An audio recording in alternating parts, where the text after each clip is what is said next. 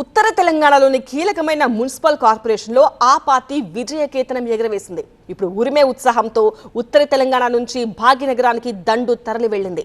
ఆ దండుకు fire brand leader నేతృత్వం వహించారు. పాత బస్తీలో చార్మినార్ సాక్షిగా పొలిటికల్ తీన్మార్ షురు అయిందా?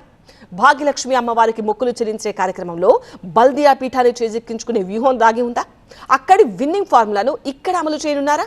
ఇంతకీ ఏంటా పార్టీ, ఎవరా లీడర్? కరీంనగర్ కోటపై ఎగిరిన కాషాయ జెండా అదే జోష్తో భాగ్యనగరంపై కన్నేశారా? పాత బస్తీలో బండి హల్చల్ దానికోసమేనా? అది ఆధ్యాత్మిక పర్యటన? జిహెచ్ఎంసీ ఎన్నికల శంఖరావమా? కరీంనగర్ కోటపై కాషాయ జెండా ఎగిరింది. ఇప్పుడు అదే జోష్తో భాగ్యనగరంపై కమల దళం కన్నేసిందట. కరీంనగర్ కార్పొరేషన్ గెలుపు కమలం శ్రేణుల్లో కొత్త ఉత్సాహాన్ని నింపింది. ఇక పాత బస్తీలో కరీంనగర్ కార్పొరేటర్లతో బండి చేసిన హల్చల్ కేవలం ఆధ్యాత్మిక పర్యటన కాదంటున్నాయట పార్టీ వర్గాలు. అది రాబోయే జిహెచ్ఎంసీ ఎన్నికలకు చార్మినార్ నుంచి భాగ్యలక్ష్మి అమ్మవారి మందిరం సాక్షిగా పూరించిన రాజకీయ శంఖరావం అంటున్నాయట పొలిటికల్ సర్కిల్స్. గ్రేటర్ హైదరాబాద్ పీఠమే లక్ష్యంగా కమలం అమలు చేస్తున్న కొత్త స్ట్రాటజీ ఇదే అనే చర్చ జరుగుతోందట.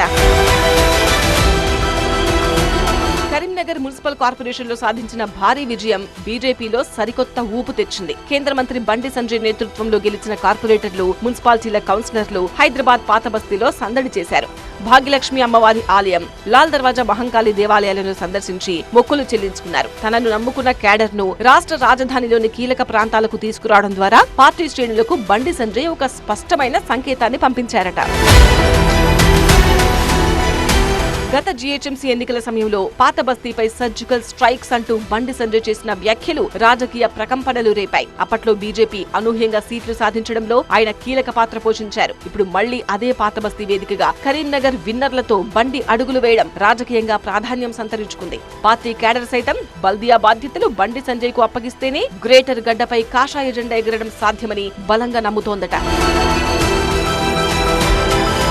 బీజేపీ రాష్ట్ర అధ్యక్షుడు రామచంద్రరావు నేతృత్వంలో బల్దియాలో ఏర్పడ్డ 3 మున్సిపల్ కార్పొరేషన్లను క్లీన్ స్వీప్ చేయడమే లక్ష్యంగా పార్టీ పావులు కదుపుతోందని చెబుతున్నారు. ఈ ప్రణాళికను అమలు చేయడంలో బండి సంజయ్ అనుభవం, ఆయనకున్న మాస్ ఇమేజ్ ప్లస్ అవుతాయని అధిష్టానం భావిస్తోందట. కరీంనగర్ కార్పొరేటర్లను పార్టీ మెయిన్ స్ట్రీమ్ తో అనుసంధానం చేయడమే ఈ పర్యటన ఉద్దేశమని బండి చెబుతున్నప్పటికీ బల్దియా పీఠాన్ని చేజిక్కించుకునే వ్యూహంలో ఇది భాగమంటున్నారు.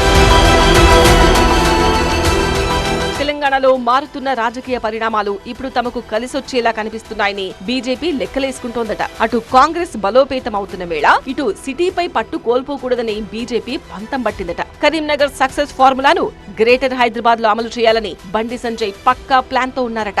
పాత బస్తీ వేదికగా మొదలైన ఈ బల్దియా పోరు బీజేపీని విజయ తీరాలకు చేరుస్తుందో లేదో చూడాలంటున్నారు విశ్లేషకులు.